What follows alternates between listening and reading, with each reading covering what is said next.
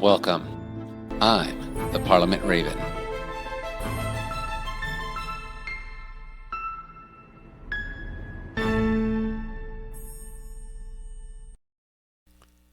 Welcome. Pull up a seat, pour yourself a cup of tea. My name's Jason Rodriguez, and I'm the Parliament Raven. And today we're going to talk about encouragement, a calling and a craft. And what I mean by craft is something you practice: weaving, crocheting, and my personal favorite, cooking, right? Crafts are something that we continually work on to progress. And encouragement is one of those things. Let me give you an example. You ever walk into a room feeling down, and then someone catches your eye and your mood lifts, and you start to feel good, and then they walk over to you because they see who you are and they just give you a word of encouragement. I mean, that's a skill. I remember I used to do worship nights with my friend Aaron Brown. He's a painter and a worship leader. And he had a way of, every time I would come in and hang out, to encourage me in some way, shape, or form. It's just naturally what he does. It's not like he's looking to get anything, or he was just a brother looking to grant some encouragement. And man, I could have been going through a very bad week or a very good week, but that little bit of encouragement always was like a boost, like jet fuel in the tank. So, why is it a calling? Well, Hebrews, let's look down here. 3:13 says, "But exhort one another every day, as long as it is called today, that none of you may be hardened by the deceitfulness of sin."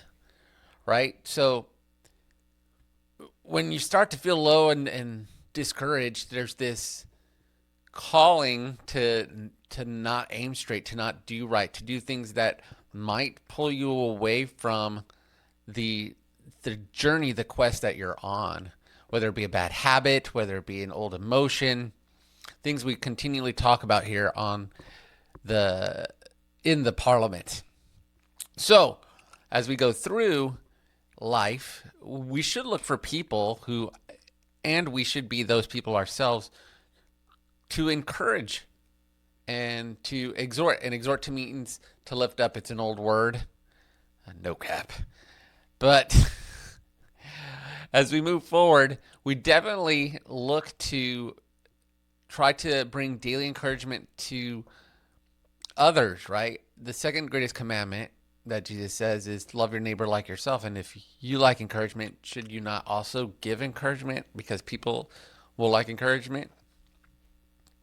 Daily encouragement is definitely not an optional thing. It's a calling. We're called. I mean, Hebrews 3:13 called it.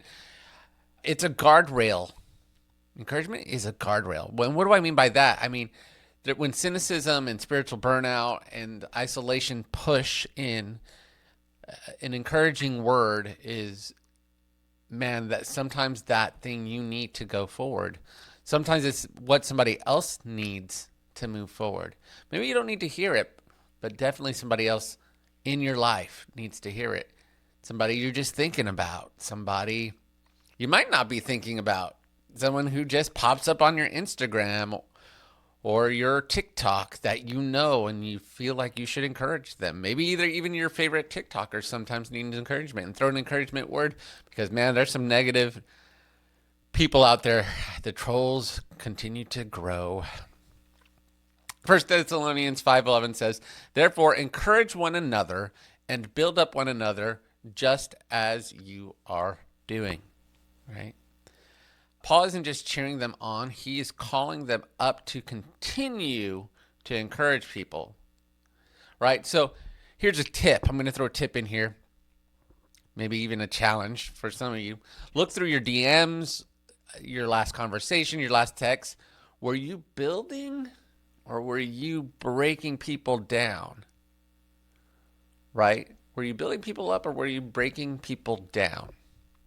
And I know sometimes there's relationships. Me and the Parliament Bear have a relationship where we just mess with each other. We joke around, and sometimes we tear each other down on our video game skills or what. being Puerto Rican, who's more Puerto Rican. But when it comes down to it, when the things are low, we're always encouraging each other, right? We might joke around, but when the rubber meets the road, me and the Parliament Bear are always encouraging one another to do better things, to do greater things, right? So how do we build encouragement as a skill? Encouragement's not flattery. It's spoken truth and often at the right moment. So it requires discernment to effectively encourage, right? Because you can encourage somebody at the wrong time and they're not able to hear it. Maybe they're trapped in depression. Maybe they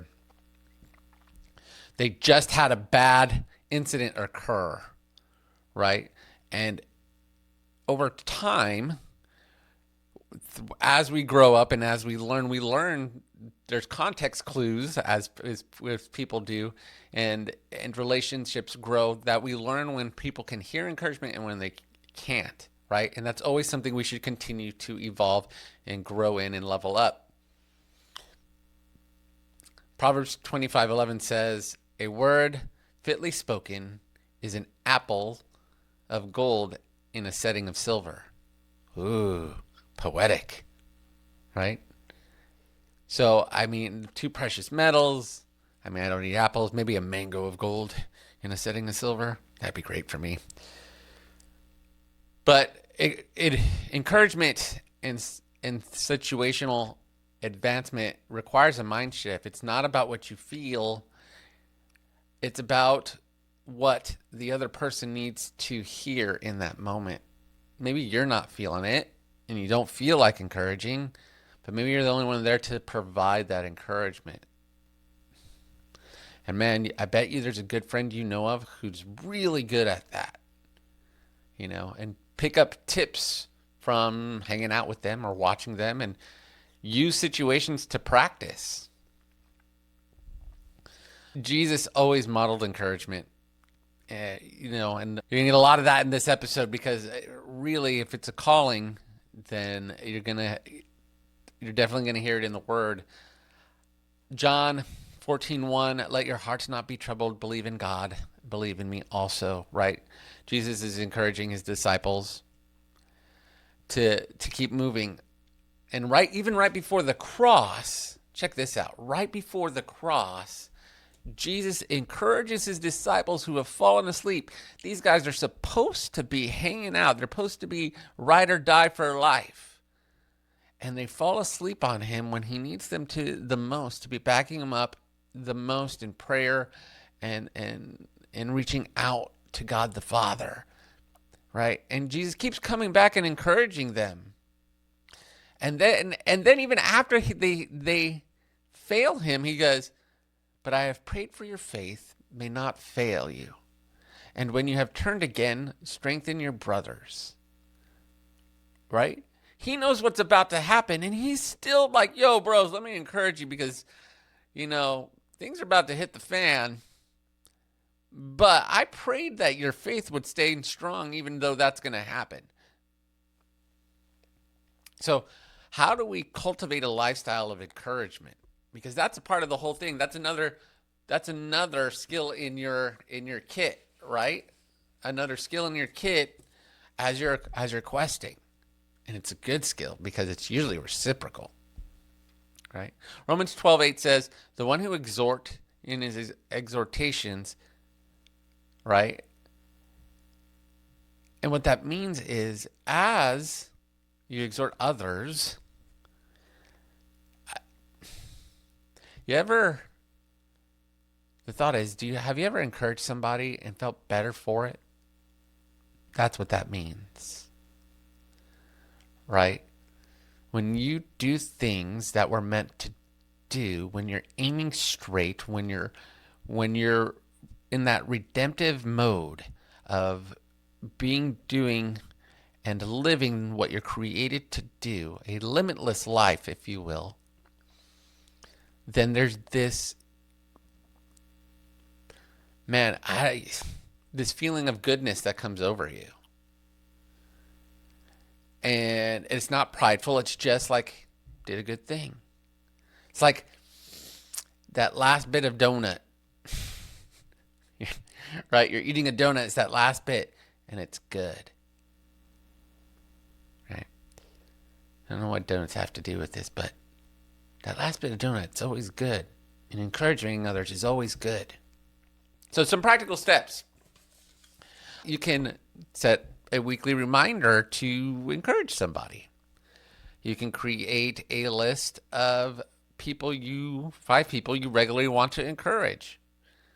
And in my notes here, I call it a Barnabas list, or you can call it a Timothy list, right? Or you can call it the Encouraginator list. I will encourage you. Speak life in places that are dry. What I mean by that, sometimes you're in a toxic place. Sometimes you're in school, which can be positive and it can be toxic. Sometimes you're in a group of friends and you're getting in a toxic thing, and you throw an encouragement in there you throw encouragement in there as if you are salt, right? You're purifying, you're cleansing, you're doing what you're bringing flavor to where flavor is needed, right? And you can go back to season 1 and listen to Be the Salt, or you can read the article in Substack. So what encouragement does, encouragement connects you to people. It also connects you to other believers, build each other in faith, right?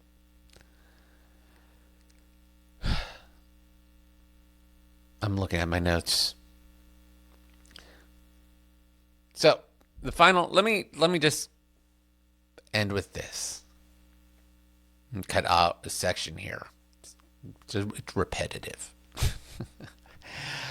Let's finally reflect, right? The challenge of the week. Encouragement is a spiritual calling.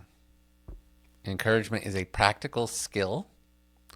Encouragement builds community, right?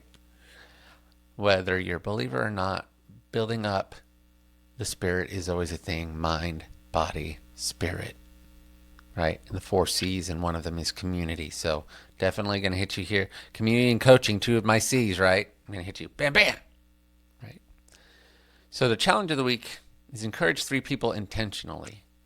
And if one of those people has to be yourself in the mirror, go for it.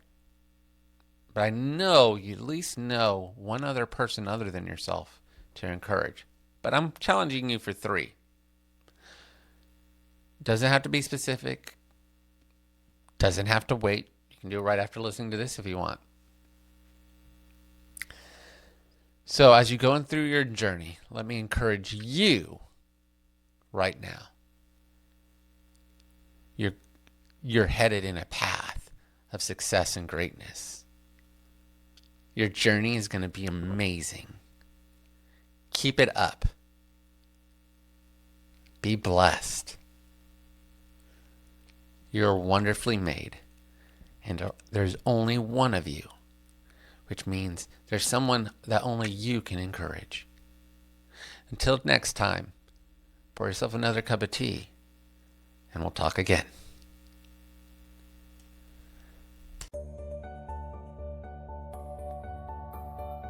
Like, subscribe, leave a good comment. Thanks for visiting the Parliament. If you want to know about Gravitas Coaching, please visit gravitas.co. It's also where we host the Parliament. Join the conversation on Facebook at the Parliament Raven Podcast. Last but not least, the intro and outro music credits. Intro music by Russ Budgeon and outro music by Sarnav Aravistov.